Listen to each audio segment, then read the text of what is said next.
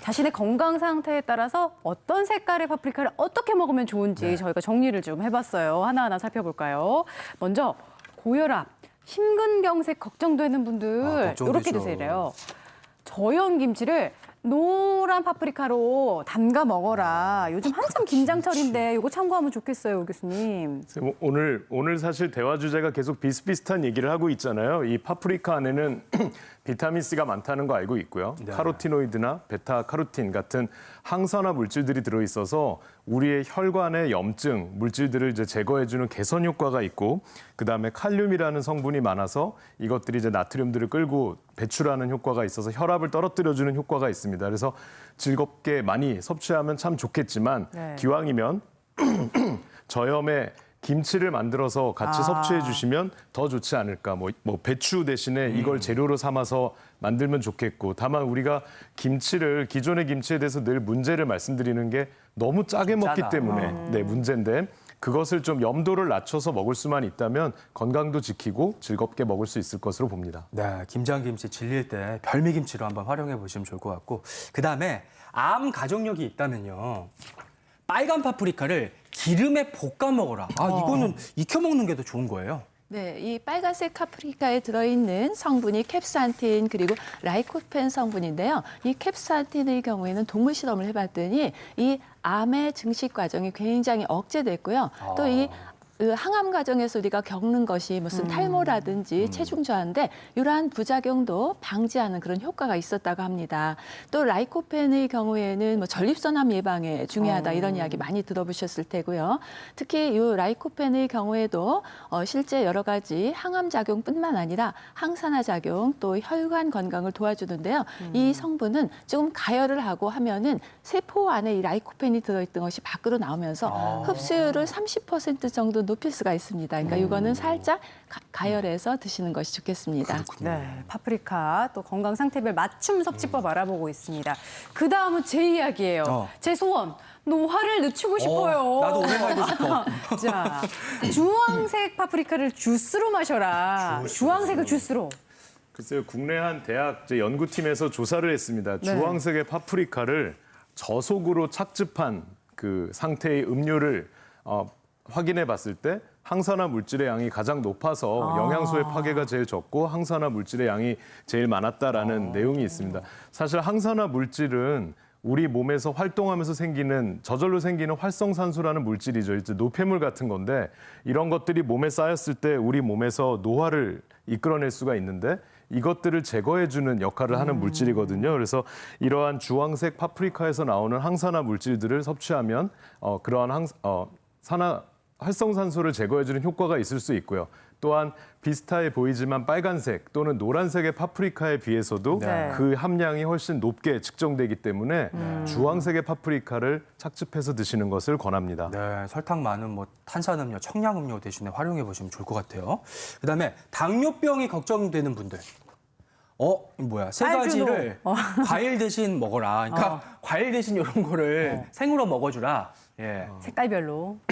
사실은 우리가 파프리카는 과일이 아니라 채소잖아요. 근데 우리가 단맛이 나기 때문에 특히 과일을 너무 즐겨 드시는 분들이 제 외래에서도 환자로 오시면 잔소리 좀 듣거든요. 사과를 또는 감을 하루에 서너 개씩 드시는 분들 맛있잖아요. 혈당 안 좋으면 좀 이렇게 잔소리 듣게 되는데, 그러다 보니까 혹시 파프리카도 그런 것이 아닐까라고 생각하십니다만, 단맛은 있지만 사실 그 안에 당도는 굉장히 낮습니다. 각설탕 1개 정도, 한 2.6, 2.7g 정도의 소량의 당분이 좋구나. 첨부돼 있기 때문에 사실은 뭐 그 정도 드시는 게 당뇨에 큰 영향을 주지는 않을 거라고 생각하고요. 그래서 과일을 너무 즐겨 드시는 분, 그러니까 건강을 챙겨야겠는데 우리가 단 것 때문에 걱정이 된다면 이 파프리카가 아주 훌륭한 대체제가 될 수 있을 것 같습니다.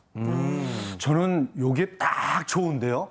빨강, 주황, 노랑 아무거나 과일처럼 먹어라. 과일 대신 먹어라. 예. 왜냐하면은 저 색깔을 기억하고 이 골라 먹기가 사실 이게 힘들거든요. 힘들 것 같아가지고. 네, 예. 그거는 정말 맞는 말씀이세요. 실은 이 파프리카의 경우에는 지금 소개를 하다 보니까 빨간색, 주황색, 노란색 파프리카마다 어떤 영양소가 좀 더 많고 네. 우리 몸에 어느 곳에 좀 더 좋은지 이렇게 소개해드렸는데요. 특정 질환이 있으신 분은 좀 골라 드셔도 괜찮겠지만 보통 분의 경우에는 이렇게 신경 너무 쓰시면 오히려 스트레스 받으세요. 대부분 모든 파프리카에 베타캐로틴이나 비타민C 많고요. 항산화 영양소 많이 들어있습니다. 이름은 조금씩 다르지만 다 체내에 들어오면은 항산화 효과, 암 예방, 뭐 노화 방지 이런 걸 다 할 수 있고 또 건강해질 수 있기 때문에요. 그냥 이렇게 있는 저는 색깔별로 이렇게 다 사서 이렇게 섞어서 먹습니다. 묶어서 팔기도 하더라고요. 네, 골고루 챙겨 먹어야겠고요. 거기다가 이 안에 있는 거를 더하면 금상첨화라고 그래요. 우리 네. 오 교수님께서 딱. 이건 향기로 알겠어요. 식초. 시큼한 냄새가 나네요. 예. 사실은 뭐 파프리카만의 문제는 아니고요. 많은 식물들은 이제 초식동물한테 먹히는 신세잖아요. 그래서 그럴 때 자신을 보호하기 위한 천연 독소를 갖고 있습니다. 그 성분의 대표적인 게 렉틴이라는 성분이고요.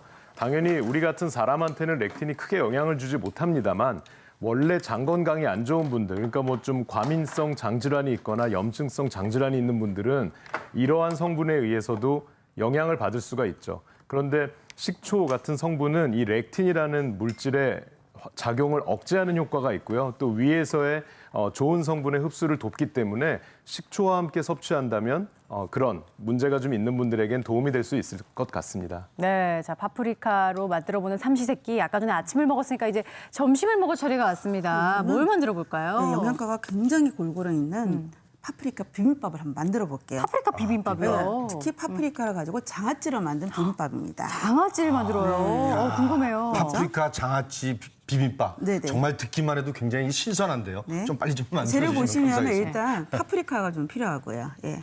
저는 네. 골고루 섞어 쓰는 거 굉장히 좋아하니까 세 가지 제가 다 썼습니다. 빨주노. 네. 네. 그리고 파란색이 좀 필요해서 네. 파란색 채소는 그냥 주변에 있는 어떤 채소 상관이 저 없습니다. 깻잎, 상추 이런 건가 봐요. 그렇죠. 그렇죠. 이건 깻잎이고 이건 상추고 네. 이제 밥이고. 자, 이게 파프리카 장아찌를 일단 간단하게 좀 만들어 볼게요. 네. 파프리카는 이렇게 채로 좀 썰어주세요. 길게. 이렇게 썰어가지고 제가 이렇게 썰어서 장아찌 제가 많이 먹어봤지만 파프리카 장아찌는 처음 들어봐요. 그렇죠. 네. 이렇게 준비를 했고요. 네. 여기 지금 들어가는 양념이 네. 굉장히 간단합니다. 그래서 제가 일단 파프리카를 먼저 여기다 다 넣을게요. 굉장히 많잖아요. 다 넣어주세요. 사실 이제 오래 보관하기 힘든 거는 이렇게 장아찌로 만들어 그렇죠, 버리면 그렇죠. 아이고야. 좀 더 너무 오래 많은 보관도 거야. 되겠어요. 양이 이게 많이 6개밖에 안 되는데 이렇게 양이 엄청 선생님이 손이 많아요. 크셔. 파프리카도 크고. 넉넉하다. 파프리카 커요. 네, 굉장히 커가지고 양이 많습니다. 깜짝 놀랐습니다. 너무 양이 많아가지고. 자, 여기에다가 간단하게 물 4분의 1컵 좀 넣어주시고요. 소금은 굵은 소금으로 써주세요. 네, 한 작은술만 넣어주세요. 한 작은 예, 술. 이렇게 많은 양에 이거밖에 안 들어가요. 그다음에 교수님께서 말씀하신 식초 식초 들어가. 2큰술 넣어주시면 돼요. 아. 그다음에 간장이 한 4분의 1컵 정도. 파프리카가 이렇게 많은데 네. 소금과 간장이 생각보다 적게 들어가네요. 그렇죠. 그래서 저염으로 먹을 수 있고 그다음 되게 설탕보다는 저는 이제 올리고당을 추천드립니다. 프락토 올리고당이 좋습니다. 예. 예, 여기서 반 컵 정도 넣어주시면 돼요. 예, 물엿을 넣으시면 당이기 때문에 이렇게 섞어주시면은 자연스럽게 물을 안 넣어도 수분이 굉장히 많이 생겨요. 아, 파프리카 자체에서. 그래서 네. 제가 만들어 둔 게 요만큼이에요. 우와. 이게 완성이 된 거예요? 완성이 된 거예요. 제가 어제 만들어 놓은 거라서. 물이 이렇게 많이 나왔어요? 이렇게 많이 나와요. 아, 보이시죠? 이거 물이 찰랑찰랑 올라왔어요. 원래는 이렇게 물을 거의 안 넣으셨는데 이렇게 많이 이렇게 나와요. 올라오고 파프리카 색깔이 또 살아있네요. 살아있죠. 그대로 살아있어요. 그래서 제가 네. 여기 지금 밥을 이쪽으로 좀 보시면은 네. 밥을 좀 담아놨거든요. 오. 밥이랑 채소 먼저 담아놨고 보기 좋게. 네네. 파프리카 얹기 전에 밥에다가 참기름 살짝 넣어주시고요. 밥에다가 네. 올리는구나. 저는 사실은 고추장 이런 거 넣지는 않아요. 근데 좀 좋아하시면은 넣으셔도 되는데 저는 이것만 넣어도 너무 맛있더라고요. 파프리카만 넣어도. 파프리카만 넣어요. 색이 너무 예뻐요. 색이 너무 예쁘잖아요. 또 맛있기도 하고요. 그전에 뭐 이제 당근도 좀 넣고 뭐 사실 좀 그랬었는데 그랬는데 그게 다 있어요. 아, 파프리카에 그 그러네요. 색이 다 있거든요. 색깔이 다 있으니까. 영양소도 다 들어있고 색깔도 이렇게 들어있고. 깨를 이렇게 너무 예쁘잖아요. 아우, 예쁘다. 이렇게 해서 네. 비벼 드시면 되는 거죠. 이렇게. 네. 그래서 아까 전에 근데 선생님 네. 파프리카와 잘 어울리는 게 네네. 들기름이었잖아요. 혹시 여기 참기름 대신 들기름 넣고 먹어도 그래도 될까요? 좋죠. 오, 너무 좋죠. 금상첨화. 네. 좀 여러 가지로 보여주고 싶어가지고 네. 참기름에다 들기름 넣으면 또 이상하죠, 근데. 마음대로 섞으면. 하세요. 마음대로 섞어야죠. 마음대로 하세요. 섞으면은 또. 제가 뭐 맛이 궁금해요. 네, 맞아. 요거 고추장은 제가 뺐으니까 한번 드셔보시겠어요? 고추장 빼고요. 예. 네네. 그래도 간이 맞아요. 오, 좀 매콤한 칼칼한 거 좋아하시는 분들만 이렇게 드시면 될 것 같아요. 벌써 고소한 냄새가 올라오네요. 채소를 많이 먹을 수 있어서 좋은 것 같아요. 저렇게. 와, 이 참기름의 정말 고소함이 너무 가득하고 파프리카에 묻어나서 이 식감이 너무너무 상큼하고 좋아요. 마치 파프리카가 양식이라고 하면은 노련한 그 파프리카와 세련된 이 비빔밥의 조합. 아, 이게 너무 콘트라베이스 같이 예술입니다. 제가 파프리카 장아찌가 처음이어서 어떤 맛일지 진짜 궁금했거든요. 네. 전혀 안 짜고 오히려 달콤한 게 단무지신데 식감은 아삭아삭 상큼해서 이거 진짜 파프리카만 넣어도 전혀 맛이 빈틈이 없네요. 진짜 신기해요. 그죠. 요거 같은 경우에는 저는 이제 이렇게 미리 좀 담가놨다가 필요할 때마다 반찬으로도 먹기도 하고 그다음에 뭐 이렇게 비빔밥에 쓰기도 하고 국수에도 이렇게 넣어 먹기도 하고 굉장히 활용도가 굉장히 높습니다. 그러니까요. 네.